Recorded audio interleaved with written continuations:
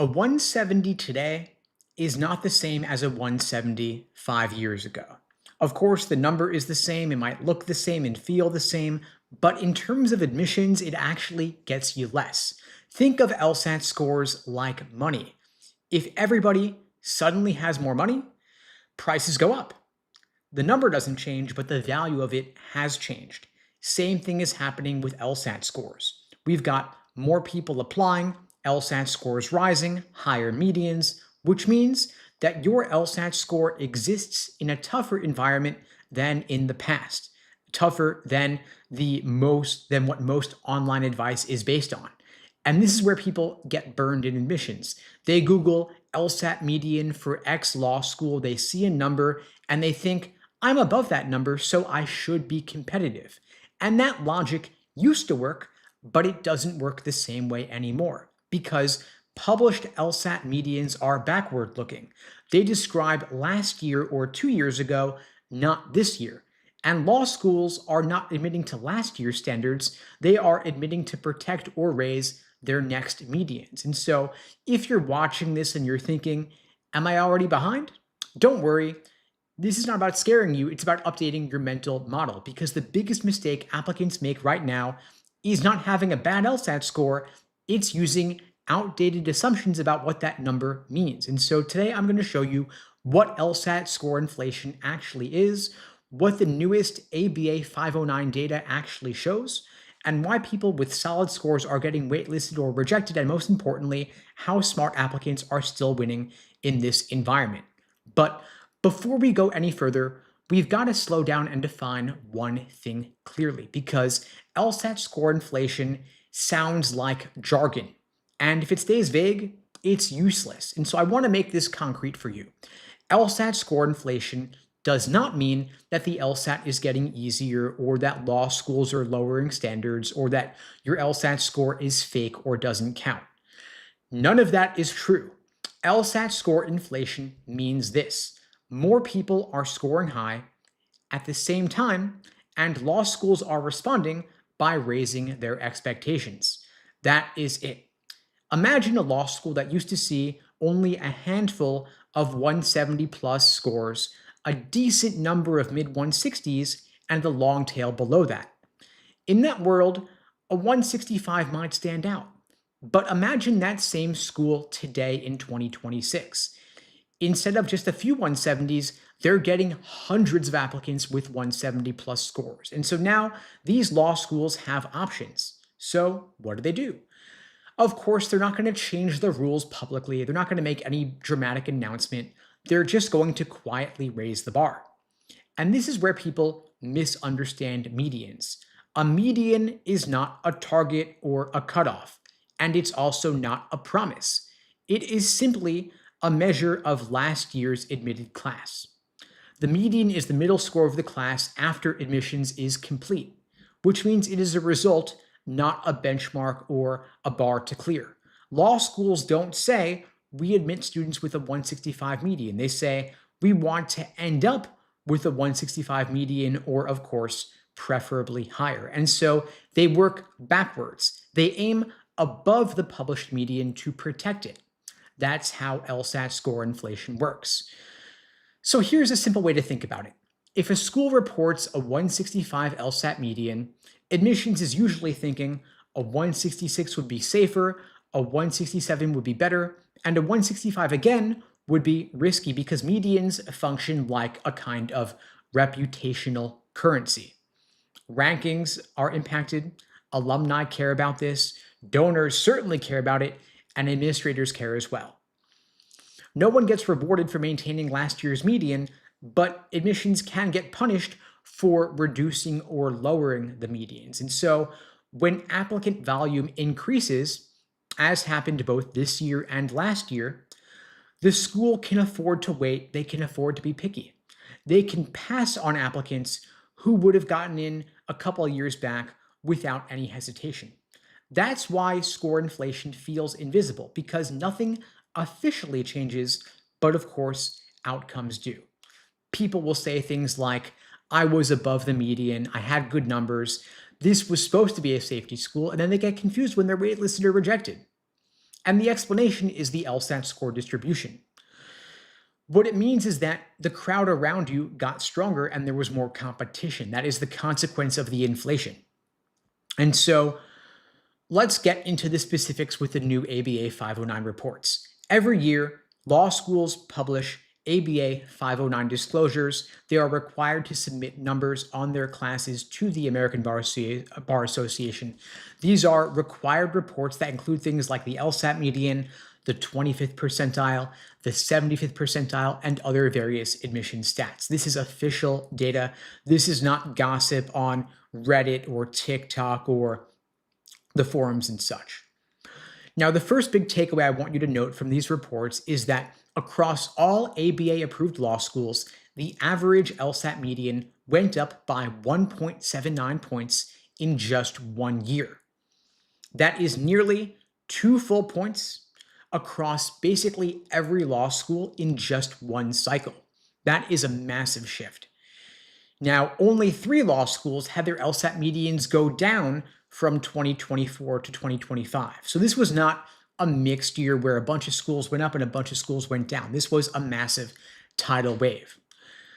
The second big thing I want you to note, and this is why everyone's feeling like admissions got harder this year, it's that 28 law schools had a 170 LSAT median or above.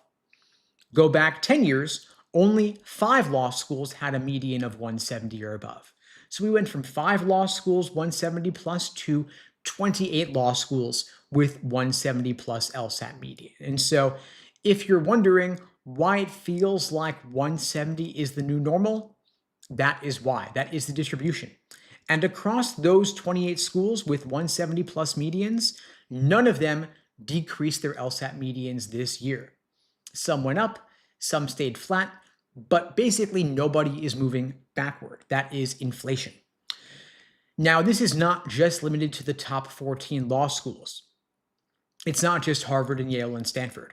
If you look at the schools in the 160 plus category, 49 law schools had an LSAT median of 160 or above.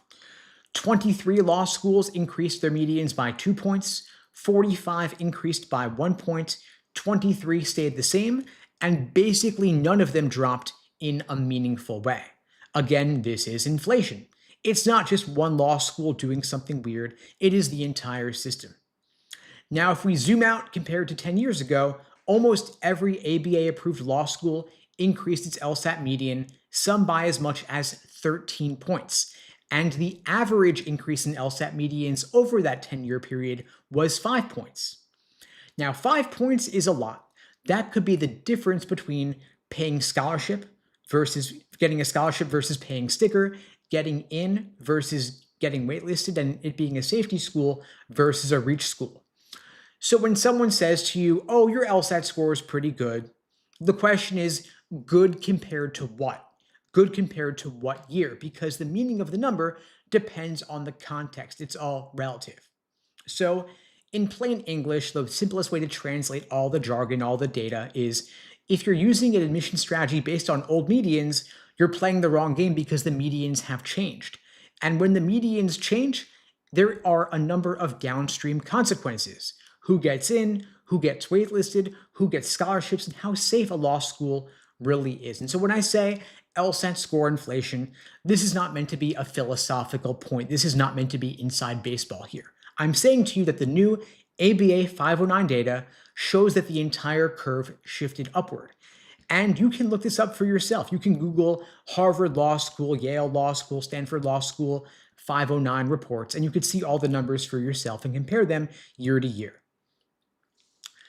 Now, when you are applying to a law school, you ideally want to be above the median of the school that you're targeting.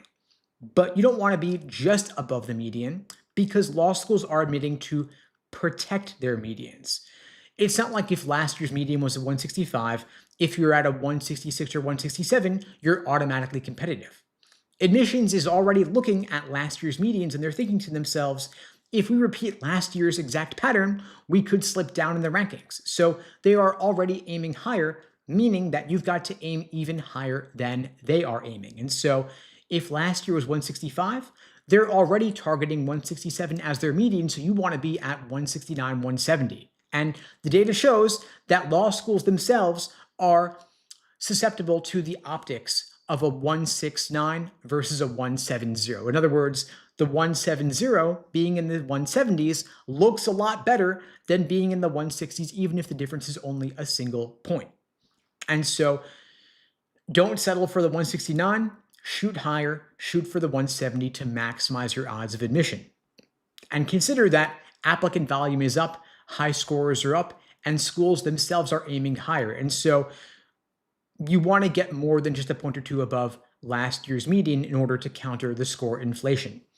And one unfortunate consequence of the LSAT score inflation is that it shrinks scholarships offers. Because most applicants think that LSAT scores affect admissions first and scholarships second, but in reality, it's often the other way around. In other words, LSAT score inflation hits money before it hits admissions, because scholarships are leverage. Law schools use scholarships to shape their incoming class. They're giving out money to raise medians, protect the medians, and compete with their peer institutions. When there are fewer high scorers, schools have got to pay to get them. But when there are many high scorers, as there are this year, schools don't have to pay. And law school applicant volume is up significantly year over year, even more over the past 2 years. There are 50% more people applying to law school this cycle than there were 2 years ago.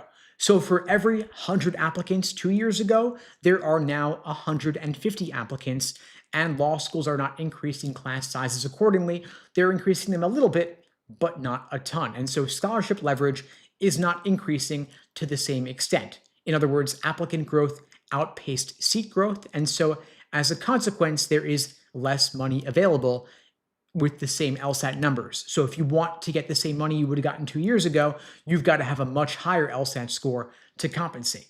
And according to the latest data, the average cost of attendance for law school is now about $82,000 per year when you consider tuition, books, fees, living expenses, and so on. And at the same time, Grad Plus loans have been eliminated and federal loans are being capped at $50,000 per year.